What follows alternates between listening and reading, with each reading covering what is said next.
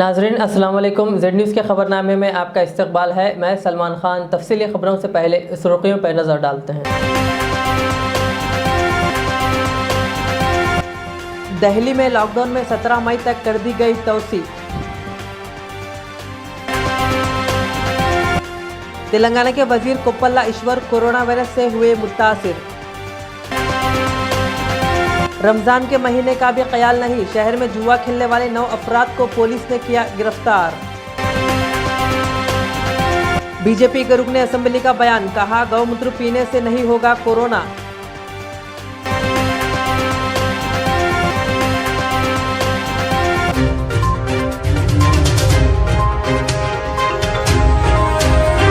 अब पेश है खबरों की तफसील। कौमी दारुल हुकूमत दिल्ली में लॉकडाउन में तोसी कर दी गई है।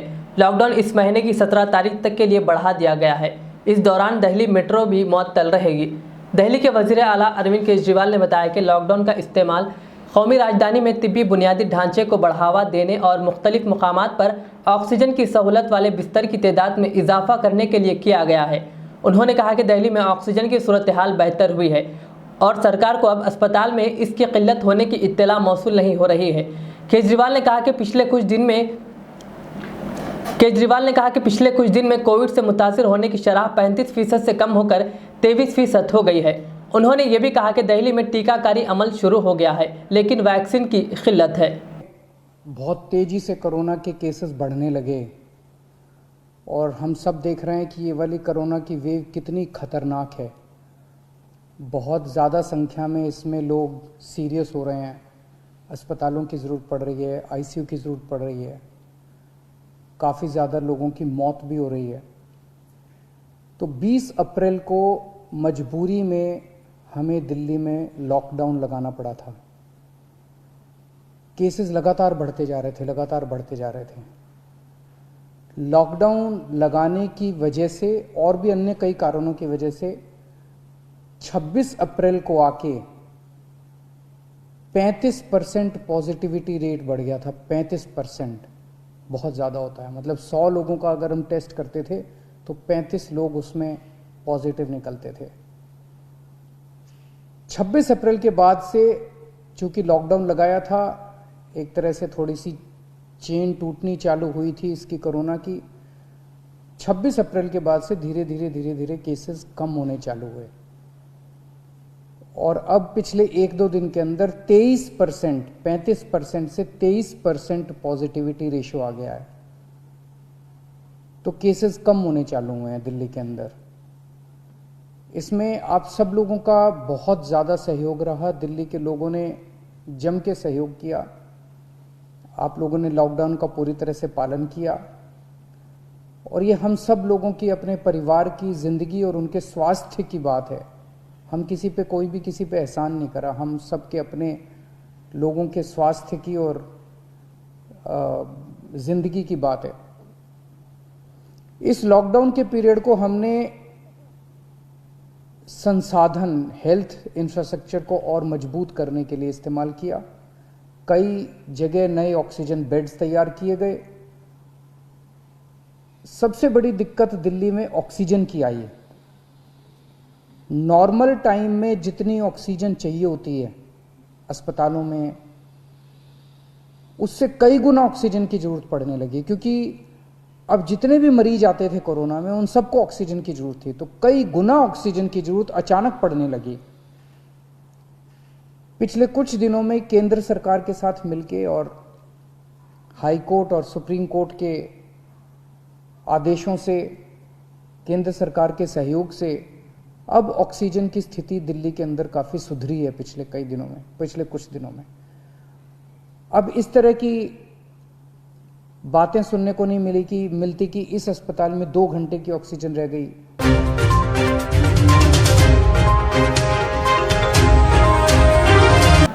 तेलंगाना के वजीर बहबूद के ईश्वर कोरोना से मुतासिर हो गए। उनका कोरोना का मुआयना किया गया, जिस पर उनमें हल्की अलामत पाई गई, जिसके बाद उन्होंने घर में खुद को अलग थलग कर लिया। उन्होंने साथ ही गुज़िश्ता चंद दिनों के दौरान उनसे मुलाकात करने वालों से ख्वाहिश की कि वो अपना कोरोना का मुआयना करवा लें।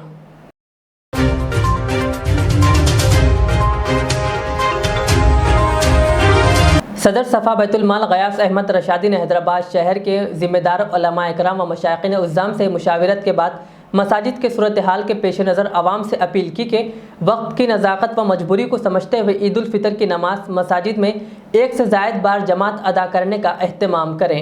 तमाम मसाजिद की इंतजामी कमेटियों के जिम्मेदारान से हम दरख्वास्त करते हैं कि वो ईद की नमाज के मौके पर एक से ज़ायद जमात कायम करने का निज़ाम बनाएं, इसलिए कि ऐसे मौके पर जहाँ पर के ईदगाहों में नमाज पढ़ने का इस मरतबा एहतमाम नहीं हो रहा है, तो जाहिर बात है कि सारे लोग अपने अपने महल्ले की मसाजिद में नमाज पढ़ेंगे और ज़्यादा भीड़ होगी, तो इसलिए एक से ज़ायद जमात कायम करना ही इस मसले का हल है। इसलिए इंतजामी कमेटियों से हम दरख्वास्त करते हैं कि वो अपने मसाजिद में इसका पूरा एहतमाम करें।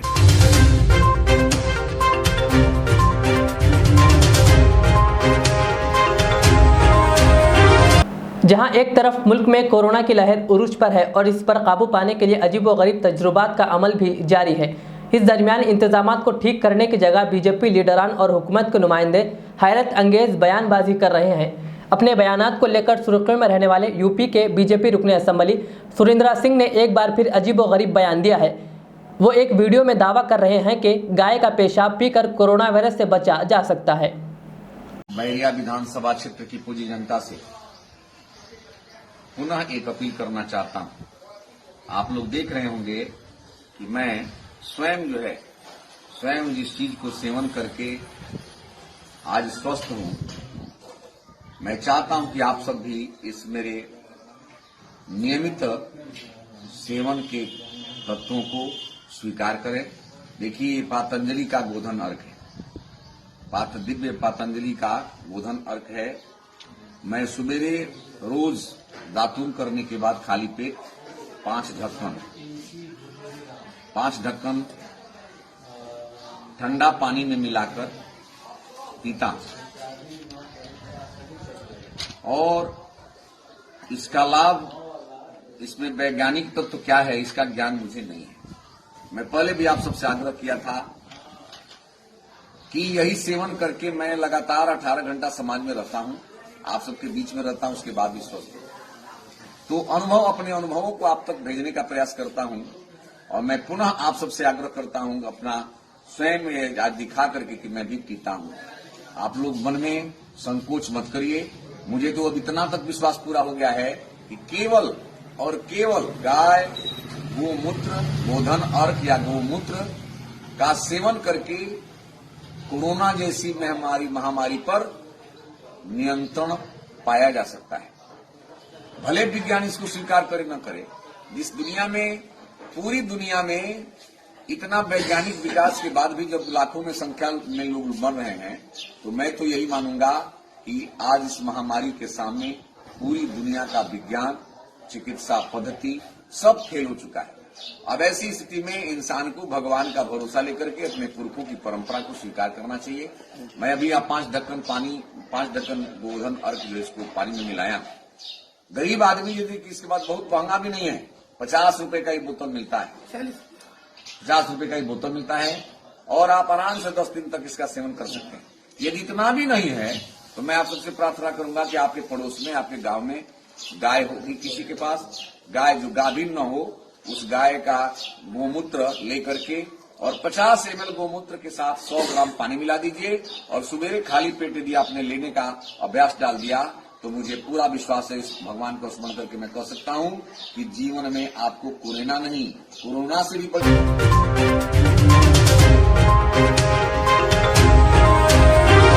मजलिस से रुकने असम्बली जाफर हुसैन मेराज ने सरोजनी देवी आई अस्पताल का दौरा किया, जहां कोरोना के मरीजों के लिए बेड्स और ऑक्सीजन की सहूलत फराहम की जा रही है। जाफर हुसैन मेराज ने इसका मुआयना करके मजीद तफसीलात बताई। इस मौके पर नुमाइंदा कॉरपोरेटर और जीएचएमसी डिप्टी कमिश्नर के अलावा व दीगर लीडरान भी मौजूद थे। आज अभी मैं इस वक्त सरोजनी देवी आई हॉस्पिटल में मौजूद हूँ। नामपल्ली असम्बली कॉन्स्टिट्यूंसी के अंदर सरोजनी देवी आई हॉस्पिटल एक मशहूर दवाखाना है, जहाँ पर नक़ीब मिलत बैरिस्टर असदुद्दीन ओवैसी साहब ने गवर्नमेंट से नुमाइंदगी करके कोविड बेड का यहाँ पर इंतज़ाम किया है, जो ऑक्सीजन सिलेंडर के साथ में रहते हैं ऑक्सीजन बेड्स में। अभी फर्स्ट फेज़ में 150 बेड्स यहाँ पर चालू होंगे। 2 दिन के अंदर काम चल रहा है। मैं अभी इंस्पेक्शन करने आया था, मेरे साथ में सुपरिटेंडेंट हॉस्पिटल और डिप्टी कमिश्नर GHMC, नुमाइंदा कारपोरेटर सरफराज साहब, कॉप्शन मेंबर महमूद हुसैन साहब और तमाम मंजिस के लोग भी मौजूद थे। हमारा मेन मकसद ये है कि मौजूदा जो हालात चल रहे हैं कोविड-19 के, उसके अंदर काफ़ी लोगों को ऑक्सीजन की तकलीफ़ आ रही है और बेडों की मुश्किल हो रही थी, जिसके लिए मजलिस इत्तेहादुल मुस्लिमीन ने गवर्नमेंट तेलंगाना से चीफ मिनिस्टर साहब से नुमाइंदगी करके यहाँ पर सरोजनी देवी आई हॉस्पिटल में टोटल 250 बेड का सैंक्शन लिया है, जिसमें आज मतलब अभी जो चालू हो रहे हैं 2 दिन के अंदर 150 बेड चालू होंगे। उसके एक वीक के बाद, एक हफ्ते के बाद और 100 बेड चालू होंगे। यही चीज़ हम चाहते हैं कि ऐसे नाजुक मौके के ऊपर जितनी सहूलत हम आवाम को दे सकते हैं उसकी पूरी भरपूर कोशिश कर रहे हैं। मैं बहैसियत MLA यहाँ पर आज आकर पूरा तफसीली मायना किया हूँ। मैं बिल्कुल मुतमईन हूँ जिस अंदाज से यहाँ पर काम हो रहा है। बिल्कुल मेरे हिसाब से इंशाअल्लाह काफ़ी जो लोग आज परेशान हो रहे हैं उनको 150 बेड इमीडिएट चालू हो जाएंगे और 100 बेड इंशाअल्लाह एक हफ्ते में चालू हो जाएंगे। तो मेरी आवाम से ख्वाहिश ये है कि आप लोग जो भी जिसको भी सिम्टम्स दिखते हैं इमीडिएट आप कोई ना कोई हॉस्पिटल को रुजू होइए, चाहे वो सरोजनी हो या किंग कोटी हॉस्पिटल हो, चेस्ट हॉस्पिटल हो या निम्स हॉस्पिटल और कई काफ़ी गवर्नमेंट हॉस्पिटल्स है जहां पर आप रुजू होइए, ताकि आप अगर इनिशियली आपका ट्रीटमेंट हो जाएगा तो आपको कोई परेशानी की ज़रूरत नहीं पड़ेंगे। डॉक्टर्स देख के आपको एडवाइस करेंगे कि आपको क्या घर पे आइसोलेशन रखने की ज़रूरत है या कोई हॉस्पिटल में आइसोलेशन की ज़रूरत है या कैसा है, आपको एडवाइस करेंगे।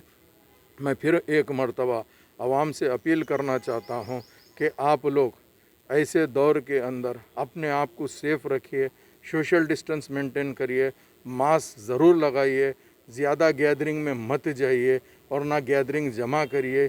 यही मेरी आप लोगों से रिक्वेस्ट है। जो रमज़ान का आखिरी रोज़े चल रहे हैं, आखिरी दहे में हम हैं, कुछ दिन के बाद ईद है, तो ईद के मौके पे भी आप अपने आप को सेफ़ रखिए, ज़्यादा लोगों से मुलाकात।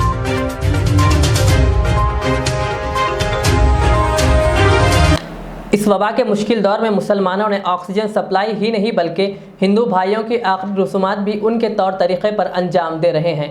तेलंगाना ही नहीं बल्कि हर जगह मुसलमान भाईचारे का मुजाहरा करते हुए हिंदू भाइयों की आखिरी रसूमात अंजाम दे रहे हैं। इसी तरह का एक वाक़या कल हैदराबाद के इलाके टप्पा चबूतरा में पेश आया, जहां 65 साला लक्ष्मम्मा का कोरोना से इंतकाल हो गया, लेकिन उनके अफराद ख़ानदान ने आखिरी रसूमात अदा नहीं की, जिस पर मुकामी मुस्लिम नौजवान और हिंदू भाइयों ने मिलकर इनकी आखिरी रसूमात अदा की।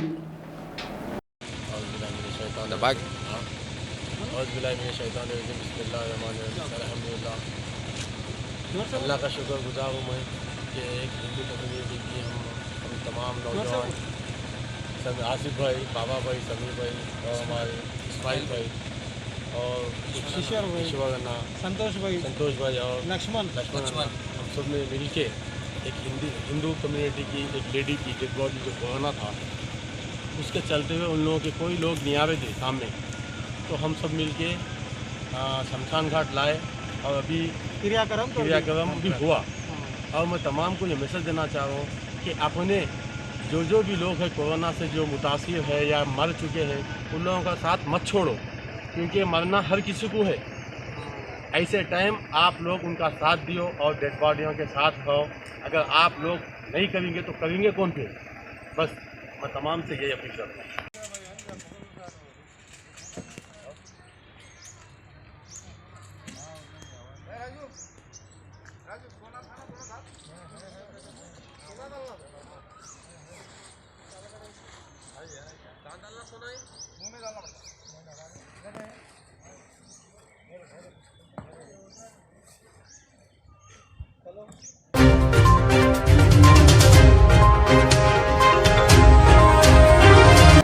सड़कों पर मासूम बच्चों के साथ बैठकर भीख मांगना आम हो गया है। हालांकि कुछ मुस्तहिकीन भी है जिनकी आड़ में बेतहाशा नशा करने वाले मर्द व ख़वातीन बुर्का पहनकर सड़कों पर भीख मांगते देखे जा रहे हैं।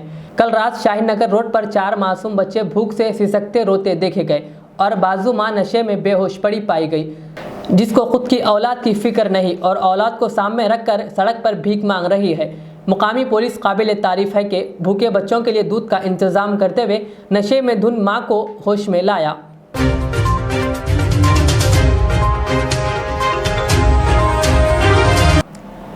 दक्कन ऑस्ट्रेलियन वेलफेयर एसोसिएशन की जानिब से सोना केबल प्रोपराइटर मोहम्मद कलीम अहमद ने वट्टेपल्ली मुस्तफ़ा नगर में 1200 मुस्तहिक बेवा और गरीब खवातीन में राशन किट्स की तकसीम अमल में लाई।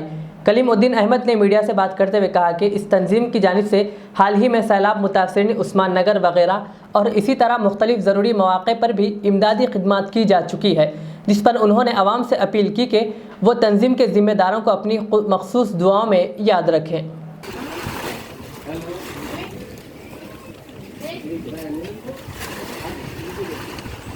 इधर से जाओ।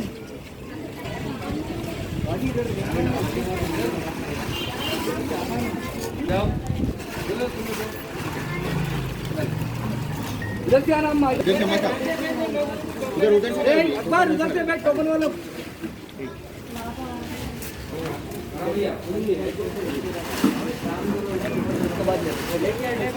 उधर से जाना।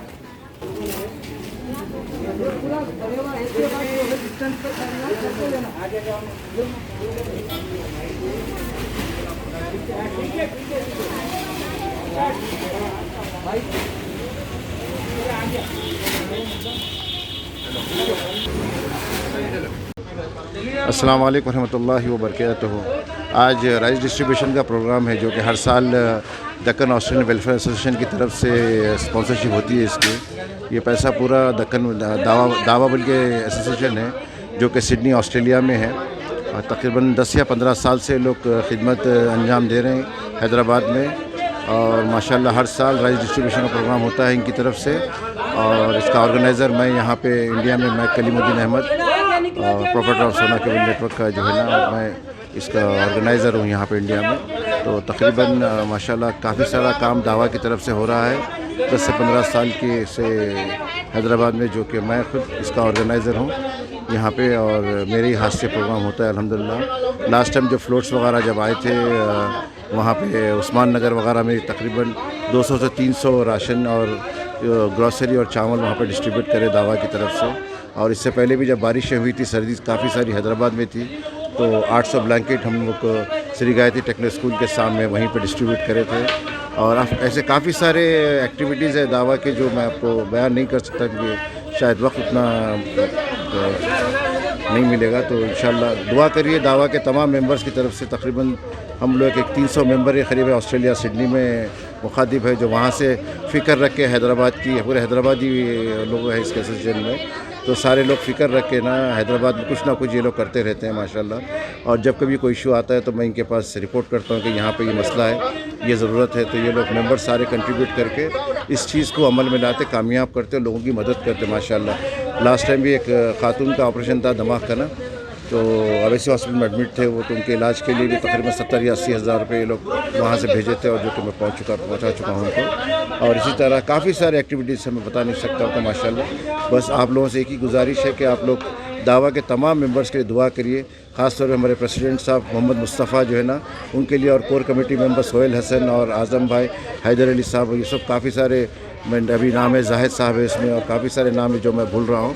तो कम्युनिटी मेंबर्स के लिए और कोर कमेटी मेंबर्स के लिए दुआ करिए, ताकि और दुआ करिए इनके कारोबार में और इनके नौकरियों में तरक्की हो, ताकि ये लोग और कंट्रीब्यूट करें और कौम की खिदमत करें और हैदराबाद में लोगों की ज़्यादा से ज़्यादा मदद करें। जज़ाकुमुल्लाह खैर।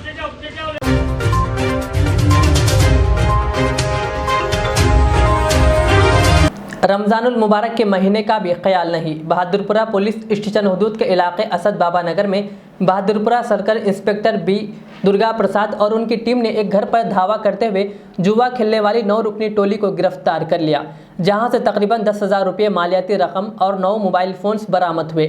सर्कल इंस्पेक्टर बहादुरपुरा दुर्गा प्रसाद ने मीडिया से बात करते हुए मज़ीद तफसील बताई। आई रिसीव्ड वो इन्फॉर्मेशन गेमिंग चल रहा है एक घर पे बोले, तो वो इन्फॉर्मेशन आए तो मैं मेरा साथ ये से एंड पूरा स्टाफ असद बाबा नगर जाके रेड करे, तो घर में पूरा लोग बैठ के पत्ता खेल रहा है। उनको पूरा 9 मेंबर्स कस्टडी ले लिए, उनके साथ वो प्लेइंग कार्ड्स वो 10,000 rupees and 9 cell phone seize कर रहे और पूरा लोग वे केस रजिस्टर कर रहे कि उनका ऊपर इन्वेस्टिगेशन चल रहा है। सर इसमें अब से आज है, कब से मालूम नहीं है, आज इन्फॉर्मेशन आया आके वो रोड में करते हैं। वो ख्वाजा बोल के है, ख्वाजा इससे पहले भी कुछ केसेस है उसके नहीं है, अभी है वो पहले उनको केसेस भी नहीं है, पहले है उन्होंने चल रहा बोल के सुन के पूरा लोग बोलते तो कौन आया तो ख्वाजा का ख्वाजा चल रहा बोल के सुने, उनको भी पकड़ के ये घर ख्वाजा का है साहब, ख्वाजा का नहीं है, रेंटर को बोल के दूसरा का रेंटर लेकर वो मूसी के अंदर है, उधर नदी के बाजू है, वो घर पे चल रहा है। क्या नाम इसका? ख्वाजा का घर है। हाँ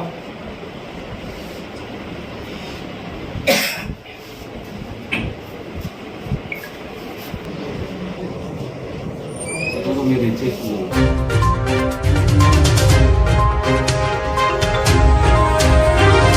जिला संगारेड्डी के ज़ैराबाद ने ऑल इंडिया बैतुल इमदाद चैरिटेबल ट्रस्ट शाख ज़ैराबाद की जानिब से माह रमज़ान की इब्तिदा से ही ज़ैराबाद के इंतहाई कमज़ोर बस्तियों देहातों के गरीब मुस्लिम मुस्तहिक़ीन ख़ानदानों में घर घर पहुँच कर रमज़ान राशन किट्स की 3 मरहलों में तकसीम अमल में लाई गई। पहले मरहले में 150, दूसरे मरहले में 150 और तीसरे मरहले में 250 ईद उल फितर किट्स हीरा फाउंडेशन स्कूल ज़ैराबाद में तकसीम किए गए। दर इस्ना माजुर मोहम्मद शकील को हैंडीकैप रिक्शा भी दिया गया। मुफ्ती अब्दुल सुबूर कासमी, हाफिज़ मोहम्मद अब्दुल मुजीब, मोहम्मद अब्दुल कदीर की सरपरस्ती में Ramzan ration kits Eid ul Fitr kits की तकसीम को अंजाम दिया गया। इस मौके पर हाफिज़ मोहम्मद अब्दुल रहीम, हाफिज़ मोहम्मद अब्दुल बसीर, हाफिज़ मोहम्मद नूर, हाफिज़ मोहम्मद ख़िज़र, हाफिज़ तय्यब के अलावा व दीगर ट्रस्ट अरकान भी मौजूद थे।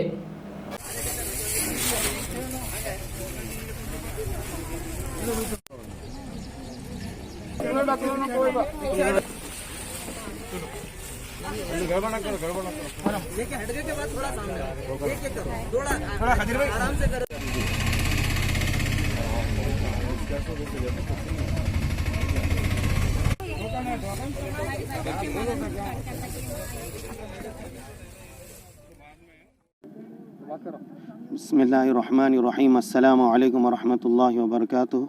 अल्हम्दुलिल्लाह, आज बतारीख़ 26 रमज़ानुल मुबारक बरोज़ इतवार 2021 बमकाम ज़हराबाद के इलाक़े में अल्हम्दुलिल्लाह बैतुल इमदाद की जानिब से और बहुत सारे अहले खैर हज़रात के ताउन से रमज़ान ईद पैकेजेस तकसीम किए गए हैं अतराफ़ के देहातों में, विलेजेस में, और आने वालों ने बहुत ही इसका एहसान माना। हम मुआविनीन का बहुत ही शुक्रगुज़ार हैं जिन्होंने इसमें ताउन किया। अल्लाह तबारक व तआला मुआविनीन को बेहतरीन सिला अता फ़रमाए। जज़ाकल्लाहु खैरा। अस्सलामु अलैकुम वरहमतुल्लाहि वबरकातुहू।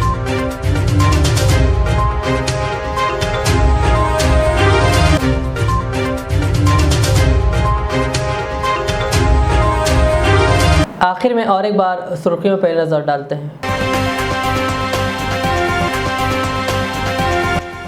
दिल्ली में लॉकडाउन में 17 मई तक कर दी गई तोसी। तेलंगाना के वजीर कोप्पला ईश्वर कोरोना वायरस से हुए मुतासिर। रमज़ान के महीने का भी ख्याल नहीं, शहर में जुआ खेलने वाले 9 अफराद को पुलिस ने किया गिरफ्तार। बीजेपी के रुकने असेंबली का बयान, कहा गौमूत्र पीने से नहीं होगा corona.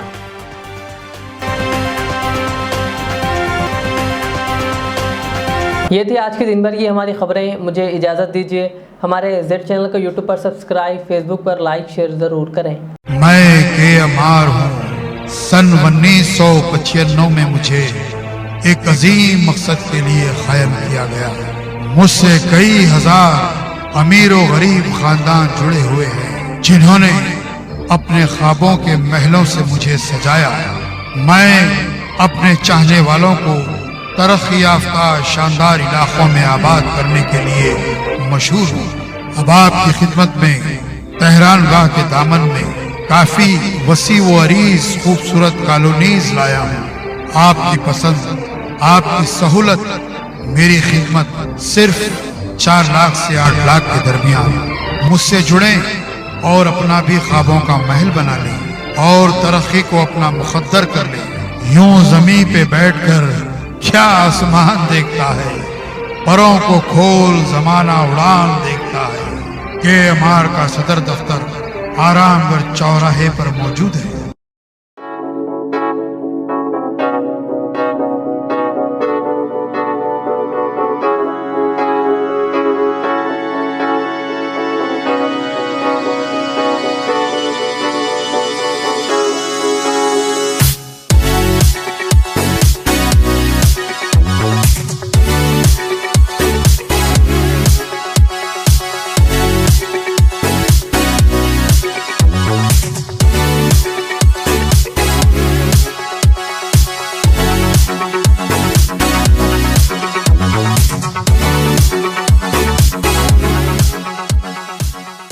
Al Riyaz tours and travels नज़द Riyaz health care clinic Mustafa Nagar Falaknuma Hyderabad. Air ticketing international और domestic, visa endorsement, immigration, passport दाखिल करने में ताउन, विजिट वीजा और उम्रा वीजा के लिए हमसे रब्त करें।